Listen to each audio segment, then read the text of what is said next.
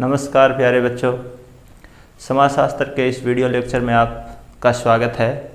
मैं विनोद कुमार, प्रवक्ता समाजशास्त्र, राजकीय वरिष्ठ माध्यमिक विद्यालय सजुमा कैथल आपका हार्दिक स्वागत करता हूं। आज हम समाजशास्त्र में अध्याय सांस्कृतिक परिवर्तन के बारे में चर्चा करेंगे।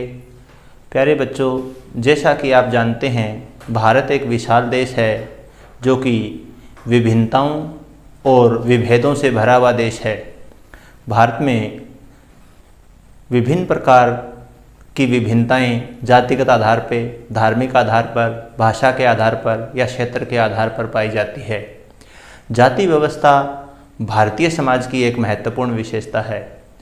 प्राचीन समय में हमारा समाज जाति व्यवस्था पर विभाजित न होकर वर्ण व्यवस्था के आधार पर विभाजित होता था, परंतु आधुनिक समय में वर्ण व्यवस्था का स्थान जाति व्यवस्था ने ले लिया और जाति के आधार पर हमारा समाज विभिन्न संस्करणों में बटा हुआ नजर आ रहा है। कुछ जातियां तथाकथित रूप से उच्च जातियां मानी जाती है तथा कुछ जातियां तथाकथित रूप से निम्न जातियां मानी जाती है। आज हम 3 महत्वपूर्ण अवधारणाओं के बारे में बात करेंगे जो सामाजिक व सांस्कृतिक परिवर्तन के लिए उत्तरदायी है। 3 महत्वपूर्ण अवधारणाओं में संस्कृतिकरण, आधुनिकीकरण व पश्चिमीकरण की अवधारणाओं की हम चर्चा करेंगे। प्यारे बच्चों, संस्कृतिकरण की अवधारणा के जनक प्रख्यात भारतीय समाजशास्त्री अमन श्रीनिवासन माने जाते हैं। संस्कृतिकरण की अवधारणा का अर्थ बताते हुए श्री अमन श्रीनिवासन कहते हैं कि हमारे समाज में जो तथाकथित निम्न जातियां हैं, उनके द्वारा उच्च जातियों या प्रभु जाति की जीवन शैली का अनुसरण करना ही संस्कृतिकरण है। प्रभु जाति के बारे में मैं आपको बता देता हूं कि प्रभु जाति से अभिप्राय यह भी एक अवधारणा है जो अमन श्रीनिवास की ही देन है। प्रभु जाति वो जाति होती है जिसका किसी क्षेत्र विशेष में संख्या बल, राजनीतिक प्रभाव या आर्थिक प्रभाव के कारण क्षेत्र विशेष में दबदबा होता है, वह प्रभु जाति कहलाती है। तो निम्न जातियों के द्वारा उच्च जातियों या प्रभु जाति की जीवन शैली का अनुसरण करना संस्कृतिकरण कहलाता है। संस्कृतिकरण में निम्न जाति जो होती है वो उच्च जाति के जीवन शैली के अनुसरण को वांछनीय स्वरूप में देखती है और इसे प्राकृतिक मानती है, अर्थात वो इसे अपने लिए अच्छा मानती है, क्योंकि ऐसा करने से समाज में उनकी परिस्थिति उच्च हो जाती है। संस्कृतिकरण की विशेषताओं की यदि हम बात करें तो इसकी मुख्य विशेषताओं में जो विशेषता उभर के सामने आती है वो ये है कि ये विशेषकर हिंदू धर्म में प्रचलित अवधारणा है। इस अवधारणा का स्थान अन्य संप्रदायों में या तो बिल्कुल नहीं है या न के बराबर है। विशेष तौर से हिंदू धर्म में जहाँ की जाति व्यवस्था की प्रधानता है, वहाँ संस्कृतिकरण की अवधारणा का अधिक प्रचलन है। दूसरी विशेषता के रूप में हम बात करें तो संस्कृतिकरण को अपनाने वाली जातियों की जीवन पद्धति, अनुष्ठान विधि, मूल्य और विचारधारा में परिवर्तन आ जाता है। जब कोई निम्न जाति उच्च जाति की जीवन पद्धति को अपनाती है तो उसमें परिवर्तन लाजमी है। फिर वह अपने अनुष्ठान के तरीकों को भी उच्च जाति के अनुष्ठान के तरीकों की तरह ही ढाल लेती है। उसके जीवन मूल्य, उसके आदर्श भी उच्च जाति जैसे ही हो जाते हैं और फलस्वरूप उसकी विचारधारा में भी परिवर्तन आता है। इसके अतिरिक्त जातीय संस्करण में उच्चता का भाव। प्रोफेसर अमन श्रीनिवास कहते हैं कि संस्कृतिकरण की प्रक्रिया जो है वो निम्न जातियों में उच्चता का भाव लेकर आती है। संस्कृतिकरण की विशेषताओं के बाद हम संस्कृतिकरण की आलोचनाओं की तरफ भी कदम बढ़ाते हैं। विभिन्न विद्वानों ने अमन श्रीनिवासन की अवधारणा संस्कृतिकरण की विभिन्न आधारों पर आलोचना की है, जिनमें से कुछ की चर्चा हम यहाँ करेंगे। संस्कृतिकरण के आलोचकों का कहना है कि सामाजिक गतिशीलता जाति के संस्तरण में ऊर्ध्वगामी परिवर्तन करती है। सांस्कृतिकरण के द्वारा जो परिवर्तन लाया जाता है वो निम्न जातियों की सामाजिक स्थिति में परिवर्तन न होकर के कुछ विशेष लोगों की सामाजिक और आर्थिक स्थिति में परिवर्तन को दर्शाती है। यह क्षैतिज परिवर्तन न करके सिर्फ ऊर्ध्वगामी परिवर्तन करती है, जिसके फलस्वरूप समाज के अंदर असमानता समानता में परिवर्तित नहीं होती, किंतु केवल कुछ लोगों की निजी अवधारणा बन करके रह जाती है। दूसरी प्रमुख आलोचना में आलोचकों का यह कहना है कि इस अवधारणा के अनुसार उच्च जाति के लोगों की जीवन शैली के अनुसरण की इच्छा को वांछनीय व प्राकृतिक है ऐसा माना गया है। अर्थात उच्च जाति के लोगों के जीवन की जो इच्छा निम्न जाति के लोग करते हैं वो वांछनीय है, अर्थात उसको सकारात्मक दिखाया गया है और उसको प्राकृतिक दिखाया गया है, जो कि उचित नहीं प्रतीत होता। तीसरी आलोचना करते हैं कि संस्कृतिकरण की जो अवधारणा है वो असमानता और अपवर्जन पर आधारित है। असमानता और अपवर्जन पर आधारित है। अपवर्जन का अर्थ है कि यह सभी को अपने अंदर समाहित नहीं करती, कुछ लोगों को पीछे छोड़ती है, अर्थात कुछ लोगों का बहिष्कार करती है। असमानता पर आधारित है कि जो जाति संस्कृतिकरण को अपना लेती है वो अपनी समान वाली जातियों से परिस्थिति में थोड़ा ऊपर उठ जाती है। इस प्रकार से असमानता का भाव फिर भी बना रहता है। एक और जो मजबूत तर्क इसके आलोचक देते हैं वो ये देते हैं कि संस्कृतिकरण के फलस्वरूप महिलाओं की जो दिशा है वो अत्यंत निम्न होती है, क्योंकि उच्च जातियों की जीवन शैली अपनाने के बाद भी जातियों में धार्मिक आधार पर या सामाजिक रूप में महिलाओं की स्थिति उतनी सुदृढ़ नहीं हो पाती जितने की उम्मीद की जाती है। निम्न जाति के कार्यों का अपेक्षाकृत कमतर माना जाना। आलोचक ये कहते हैं कि उच्च जाति और निम्न जाति का भाव होने के कारण जो निम्न जाति के द्वारा किए जाने वाले कार्य हैं या निम्न जाति के द्वारा अपनाए जाने वाले जो व्यवसाय हैं उनको इस अवधारणा में कमतर मापा गया है, तभी निम्न जातियों के द्वारा उच्च जातियों के व्यवसायों को वांछनीय और प्राकृतिक मान के अपनाने की प्रवृत्ति होती है। इस प्रकार से आलोचक ये कहते हैं कि जो श्रम है, श्रम की कीमत समान नहीं समझी गई है।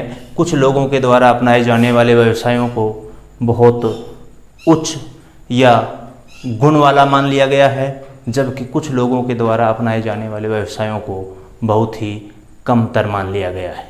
सांस्कृतिकरण की आलोचनाओं के बाद हम चर्चा करेंगे सांस्कृतिकरण के सामाजिक प्रभावों या परिणामों के बारे में।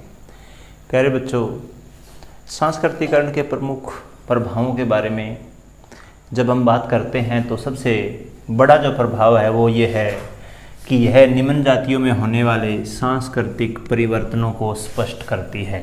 सांस्कृतिकरण की जो अवधारणा है वह निम्न जातियों के सांस्कृतिक परिवर्तनों को इस प्रकार प्रकट करती है कि जब वे उच्च जातियों के जीवन शैली, आचार विचार, व्यवहार, उनकी धार्मिक आदतें, उनके मूल्य, उनके आदर्श को अपनाते हैं तो उनके जीवन में सामाजिक और सांस्कृतिक परिवर्तन आते हैं। तो इस प्रकार सांस्कृतिकरण की जो अवधारणा है वह एक सांस्कृतिक परिवर्तनों की वाहक अवधारणा के रूप में आगे बढ़ती है। दूसरा, निम्न जाति की मूल स्थिति में परिवर्तन आता है। सांस्कृतिकरण के फलस्वरूप कुछ व्यक्ति विशेष की ही नहीं बल्कि इसको अपनाने वाली जाति के मूल स्थिति में परिवर्तन आता है। जातीय संस्तरण में वो जाति कहीं न कहीं ऊपर उठ जाती है, उसका स्थान कहीं न कहीं ऊपर हो जाता है। और एक और इसका प्रमुख परिणाम या प्रभाव है कि संस्कृतिकरण को अपनाने वाली जाति की प्रतिष्ठा में वृद्धि होती है। उसकी सामाजिक प्रतिष्ठा जो है वो अन्य जातियों की तुलना में ज़्यादा उच्च हो जाती है। सामाजिक स्त्रीकरण में उसका स्थान ऊपर हो जाता है।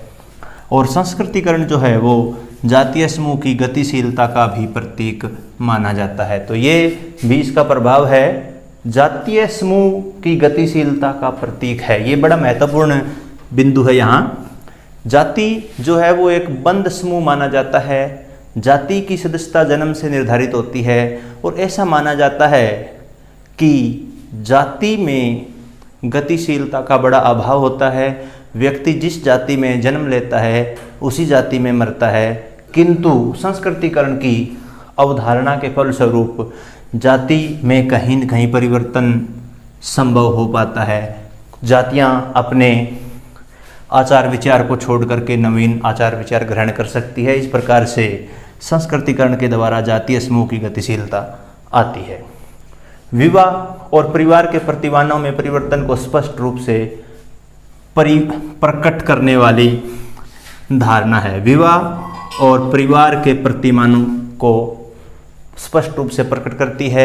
संस्कृतिकरण को अपनाने वाली जातियां जो है वो उस जातियों से प्रेरित होकर के उनके विवाह के स्वरूप, विवाह की विधियां, वो उन सभी चीज़ों को ग्रहण करती है तथा परिवार के प्रतिमानों में, जैसे कि उच्च जातियों में संयुक्त परिवार को अपनाने की परंपरा ज़्यादा होती है, निम्न जातियों में तथाकथित रूप से एकल परिवारों का पाया जाना होता है। लेकिन संस्कृतिकरण की अवधारणाओं को अपनाने के बाद परिवार के परिवर्तनों में भी परिवर्तन देखा गया है, जो कि संयुक्त परिवार अपनाने के रूप में इन जातियों के द्वारा होता है। संस्कृतिकरण पर विस्तृत चर्चा के बाद अब हम दूसरी अवधारणा के बारे में बात करते हैं और हमारी दूसरी अवधारणा है आधुनिकीकरण की अवधारणा।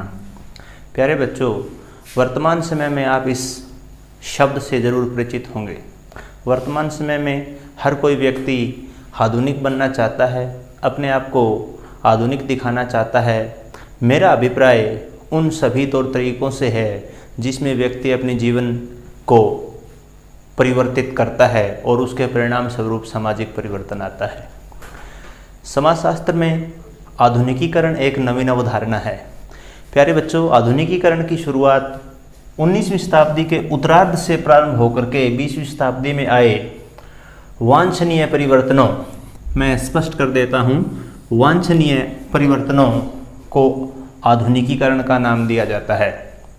वांछनीय परिवर्तनों से अभिप्राय है कि वो परिवर्तन जो समाज हित में हैं, वो परिवर्तन जो समाज को लाभ पहुंचाने वाले हैं, ऐसे सभी परिवर्तन जो भी आए उनको आधुनिकीकरण का नाम दिया गया। लेकिन वर्तमान समय में इस अवधारणा का अर्थ और अधिक विस्तृत हो गया है। आज आप देखते होंगे कि हमारे बुजुर्गों की तुलना में या पूर्वजों की तुलना में आज के हमारे खान पान में परिवर्तन है।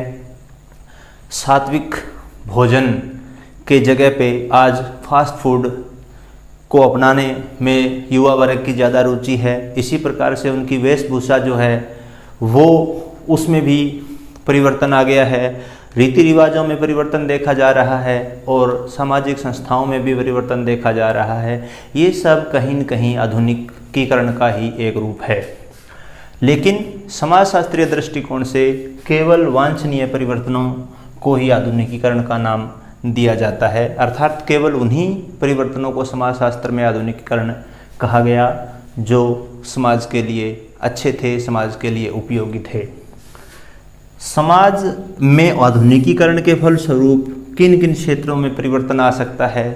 प्रौद्योगिकी में जो परिवर्तन है वह भी आधुनिकीकरण की ही देन है, क्योंकि प्रौद्योगिकी में परिवर्तन आने के फलस्वरूप उद्योग धंधों का ज़्यादा विस्तार हुआ। कुटीर उद्योगों से बड़े उद्योगों की तरफ अर्थव्यवस्था आ गई। समाज के अंदर इसके फलस्वरूप भी परिवर्तन आए। लोगों की जीवन शैली में परिवर्तन, लोगों की जीवन शैली में परिवर्तन से मेरा अभिप्राय सभी पक्षों की तरफ है। जीवन शैली में परिवर्तन आप किसी भी रूप में इसका अर्थ ले सकते हैं। ये परिवर्तन उनकी वेशभूषा में हो सकता है, उनकी आदतों में हो सकता है। जैसे कि एक उदाहरण के द्वारा, प्राचीन भारतीय समाज में सिनेमा देखना अपने आप में एक बड़ी बात समझी जाती थी, किंतु सिनेमा देखना, क्लब में जाना या दूसरे मनोरंजन के साधनों को अपनाना युवा वर्ग की दिनचर्या का हिस्सा बन गया है। इसी प्रकार से कुछ अन्य चीज़ें, जैसे कि विवाह समारोह में शराब का परोसा जाना, प्राचीन समय में बुरा माना जाता था, किंतु आज यह दिनचर्या का एक हिस्सा बन गया है। इसी प्रकार से भारतीय समाज में कुछ नई चीज़ों का प्रचलन हो रखा है, जैसे कि प्राचीन समय में आप देखते होंगे कि आजकल गाँव में भी बच्चों का जन्मदिवस इत्यादि मनाने का प्रचलन चल पड़ा है। प्राचीन समय में ये जो परंपराएं थी वो नदारद थी, तो इसे आप जीवन शैली में परिवर्तन के रूप में मान सकते हैं। इसके बाद एक और इसका महत्वपूर्ण प्रभाव है, वो है वर्ग व्यवस्था का जन्म। आप जानते हैं कि भारतीय समाज में वर्ग व्यवस्था ना मात्र थी या न के बराबर थी, बल्कि इसके स्थान पे जाति व्यवस्था की प्रधानता थी। वर्ग थे तो कहीं न कहीं एक न के बराबर यूँ माना जाता था आर्थिक आधार पे कि ये निम्न आर्थिक वर्ग है और ये उच्च आर्थिक वर्ग है। किंतु आधुनिकीकरण के आने के फलस्वरूप, या यूँ कहें कि आधुनिकीकरण अपने साथ जो परिवर्तन लेके आया है, उसके आने के फलस्वरूप वर्ग व्यवस्था का जन्म कहीं न कहीं भारतीय समाज में भी हो गया है और एक नवीन मध्यम वर्ग जो है उसका उदय हुआ है। नवीन मध्य वर्ग में प्यारे बच्चों अधिकतर वेतन भोगी लोग आते हैं या ऐसे कामगार जिनकी कमाई जो है वो एक तय स्रोत से फिक्स या एकदम जिसको कहें कि एक निश्चित कमाई उनकी होती है, वो लोग मध्य वर्ग में आते हैं। तो ये नवीन मध्य वर्ग का जो इस व्यवस्था का जो जन्म हुआ है, ये आधुनिकीकरण की ही देन है। इसमें नौकरशाही का स्वरूप है वो भी परिवर्तित हो गया है। नौकरशाही जो है वो आधुनिकीकरण की ही देन है और नौकरशाही के जो लोग हैं वे भी मध्य वर्ग में ही आते हैं। इसके बाद जो महत्वपूर्ण परिवर्तन और है वो है शिक्षा में परिवर्तन। जब हम देखते हैं कि प्राचीन समय में शिक्षा जो है वो गुरुकुलों में दी जाती थी या गांव की पाठशालाओं में दी जाती थी, गुरुओं के द्वारा दी जाती थी और उस शिक्षा का कोई भी औपचारिक पाठ्यक्रम नहीं होता था। गुरु अपनी सुविधा के अनुसार और छात्रों की सुविधा के अनुसार उस पाठशाला में अध्ययन अध्यापन का कार्य करता था और बदले में उन छात्रों से कुछ वस्तुएं गुरु दक्षिणा के रूप में स्वीकार करता था। किंतु आज हम देख पा रहे हैं कि अंग्रेजी माध्यम के स्कूलों का प्रचलन बहुत अधिक बढ़ गया है। एक साधारण से साधारण व्यक्ति भी अपने संतान को अंग्रेजी माध्यम स्कूलों में पढ़ाना चाहता है। अंग्रेजी की जो शिक्षा है उसने महत्वपूर्ण स्थान ग्रहण कर लिया है। तो इस प्रकार से हमारी शिक्षा व्यवस्था में भी परिवर्तन आ गया है। कुछ ऐसे कोर्सेज किए जाते हैं जिनका कि उद्देश्य जो है वो रोजगार दिलाना हो, लेकिन प्राचीन काल में शिक्षा का एक ही उद्देश्य होता था, वो था ज्ञानार्जन। किंतु वर्तमान समय में स्थिति बदल चुकी है और शिक्षा में परिवर्तन जो है वो हम देख पा रहे हैं। ये जो परिवर्तन है वो स्कूली शिक्षा, महाविद्यालय और विश्वविद्यालय स्तर से लेकर के अंतर्राष्ट्रीय स्तर पर भी ये परिवर्तन देखा जाता है। तो इसे भी हम आधुनिकीकरण का ही एक परिणाम मानेंगे। इसके बाद है सामाजिक संस्थाओं में परिवर्तन।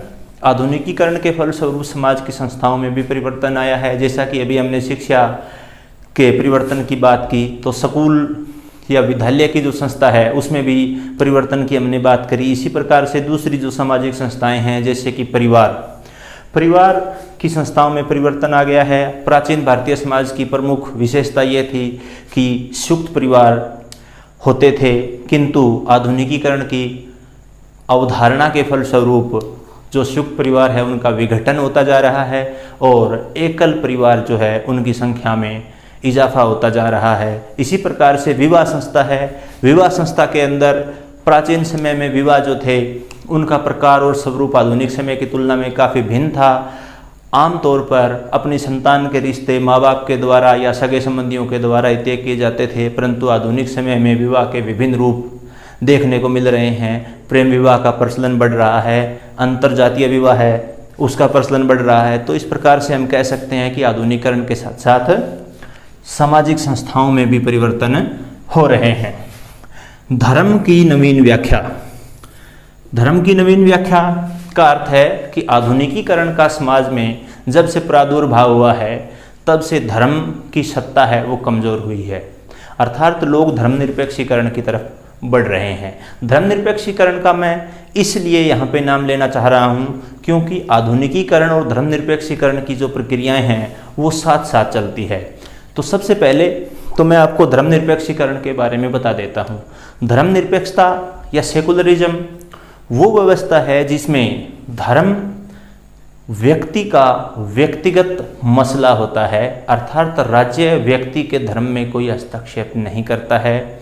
राज्य धर्म को अपनाने या धर्म को त्यागने का संपूर्ण दायित्व अपने नागरिक पर छोड़ देता है। व्यक्ति किसी भी धर्म को मान सकता है और किसी भी धर्म को त्याग सकता है। यह उसकी मर्जी पर निर्भर करेगा कि वो किस प्रकार की उपासना पद्धति को, किस प्रकार के देवता को, किस प्रकार के भगवान को मानता है और किस प्रकार के आस्थाओं में उसका विश्वास है। आधुनिकीकरण की फलस्वरूप धर्म की नवीन व्याख्या हुई है। धार्मिक सत्ता के कमज़ोर होने के बाद लोगों का धर्म में विश्वास घटा है और प्रजातांत्रिक मूल्यों में विश्वास बढ़ा है। सांस्कृतिकरण और आधुनिकीकरण की दो महत्वपूर्ण अवधारणाओं के बारे में विस्तार से चर्चा करने के बाद अब हम तीसरी महत्वपूर्ण अवधारणा पश्चिमीकरण की चर्चा करते हैं। पश्चिमीकरण, जैसा कि नाम से स्पष्ट है, यह अवधारणा पाश्चात्य देशों से आई है, पाश्चात्य देशों के बारे में ही होगी। वस्तुतः समाजशास्त्र में भारतीय समाज के संदर्भ में भारतीय समाज और संस्कृति में लगभग 150 वर्षों के ब्रिटिश शासन, जैसा कि आप सभी परिचित हैं कि अंग्रेज़ों ने भारत पर एक लंबे समय तक शासन किया। 1600 ईस्वी में ईस्ट इंडिया कंपनी का व्यापार स्थापित करने से लेकर के जब पूर्ण रूप से अंग्रेज़ों का भारत पर शासन हुआ और 1947 में भारत देश के आज़ाद होने तक यह अवधि लगभग 150 वर्षों की बनती है।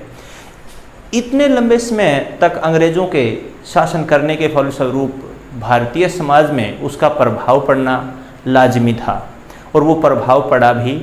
भारतीय लोगों के साथ उनके घुलने मिलने, भारतीय समाज में उनके चलने या उनके पदाधिकारियों के यहाँ रहने के फलस्वरूप काफ़ी संख्या में ब्रिटिश लोग भारत में रहते थे और भारतीय लोग उनकी जीवन शैली को देखते थे।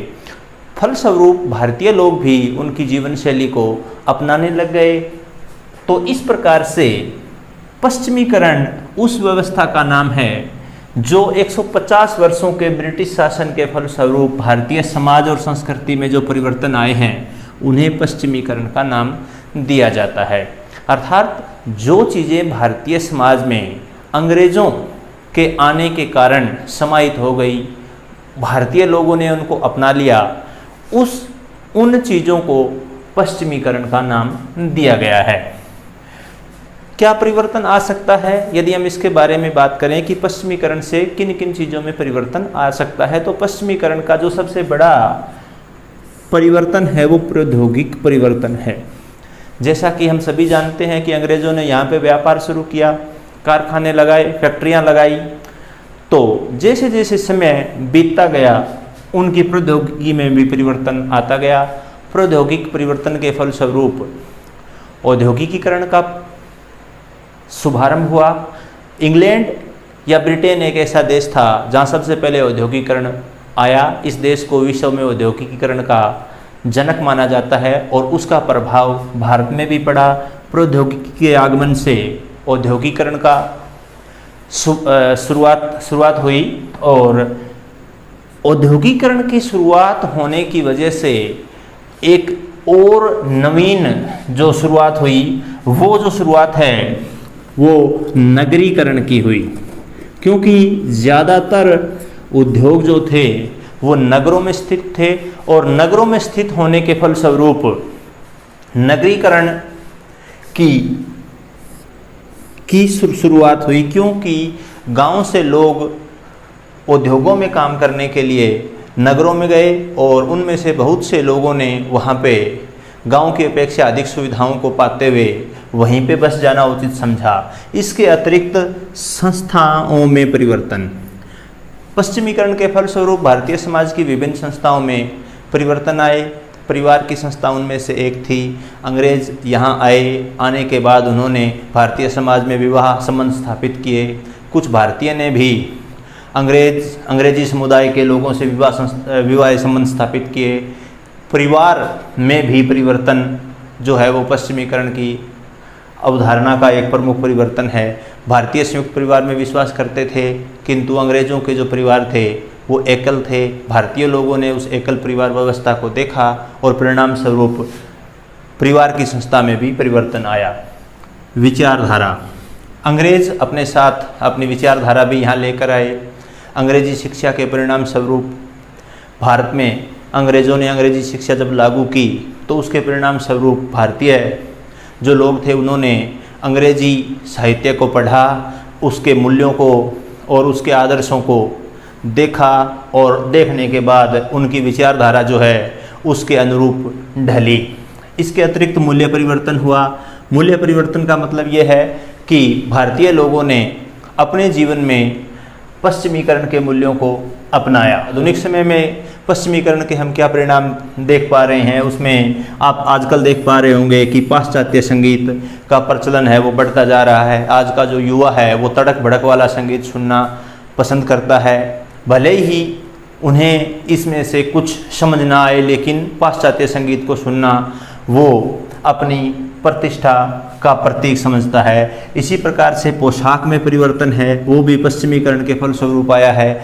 जो प्राचीन भारतीय परिधान होता था धोती कुर्ता, उसको छोड़ करके पतलून कमीज़ को धारण करना या अन्य दूसरे पोशाकों को धारण करना, ये भी पश्चिमीकरण का एक प्रभाव है। इसके बाद खाद्य पदार्थों के उपयोग का जो चलन है वो भी, उसमें भी परिवर्तन हम लोग देखते हैं पश्चिमीकरण के फलस्वरूप।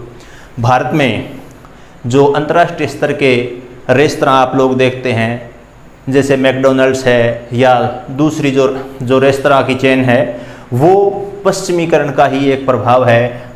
आधुनिक समय में भारतीय जो युवा है वो खाद्य पदार्थों के रूप में फास्ट फूड का उपयोग करना अधिक करते हैं। भारतीय युवा पीढ़ी के दैनिक उपभोग में बर्गर, पिज़्ज़ा, इस तरह की पाश्चात्य जो व्यंजन है उनकी संख्या बढ़ती जा रही है। ये भी पश्चिमीकरण का एक प्रभाव है।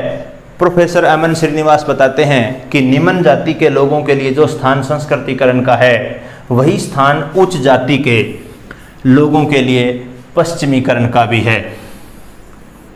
तो अर्थात निम्न जाति के लोग जो है जब वो उच्च जाति में संस्कृत होते हैं तो वो प्रक्रिया संस्कृतिकरण कहलाती है। इसके बारे में हम चर्चा कर चुके हैं।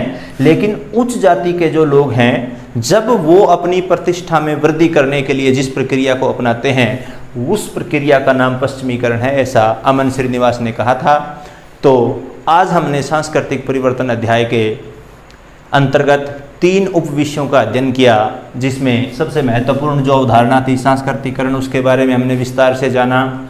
उसके बाद हमने आधुनिकीकरण की चर्चा की और पश्चिमीकरण की भी हमने चर्चा की। ये तीनों महत्वपूर्ण अवधारणाएं भारत में सांस्कृतिक परिवर्तन के लिए उत्तरदायी थी। धन्यवाद।